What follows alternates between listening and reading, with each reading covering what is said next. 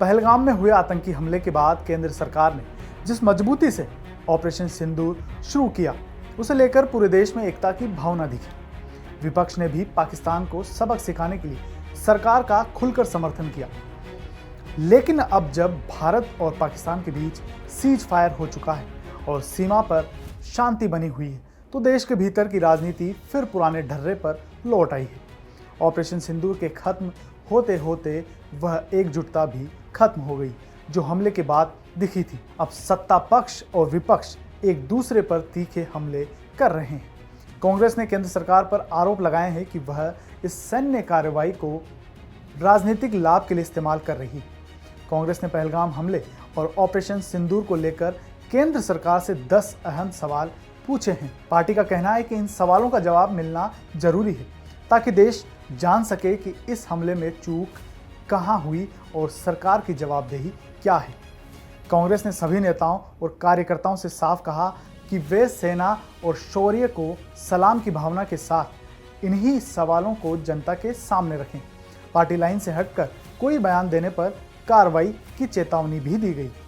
कांग्रेस ने जो सवाल पूछे उनमें पहला सवाल है, पहलगाम आतंकी हमले के दौरान सुरक्षा में हुई बड़ी चूक के पीछे क्या वजह रही। सरकार ने खुद माना है कि चूक हुई है तो जिम्मेदारी जवाबदेही कब तय होगी। आतंकी हमले से कुछ दिनों पहले ही पहलगाम में सुरक्षा में ढील क्यों दी गई थी। पहलगाम आतंकी हमले में शामिल आतंकी अब तक क्यों नहीं मारे गए या पकड़े जा सके। क्या ऑपरेशन सिंदूर में हमारे लड़ाकू विमान भी मार गिराए गए। सरकार तथ्यों को स्पष्ट करे।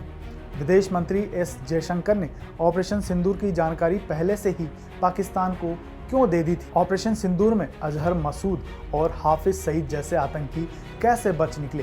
क्या उनको ऑपरेशन की जानकारी पहले से थी। पाकिस्तान के साथ सीज फायर की क्या शर्तें रखी गई थी।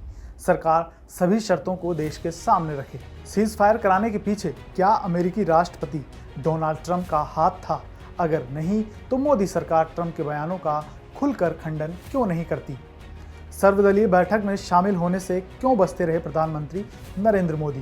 क्या छिपाना चाहते हैं। सभी दलों की मांग पर आखिर क्यों संसद का विशेष सत्र और सर्वदलीय बैठक नहीं बुला रही सरकार। कांग्रेस ने सेना के शौर्य को सलाम थीम के तहत पूरे देश में जय हिंद रैलियां, नुक्कड़ सभाएं और प्रेस कॉन्फ्रेंस की तैयारी कर ली है। पार्टी का दावा है कि वो न तो सेना के मनोबल को ठेस पहुंचाएगी, न सवाल पूछने से पीछे हटेगी। दिलचस्प बात यह है कि एक और सभी दलों का प्रतिनिधिमंडल पाकिस्तान को बेनकाब करने के लिए विदेश दौरे पर जा रहा है, वहीं देश के भीतर फिर सियासी बयानों का दौर शुरू हो गया है।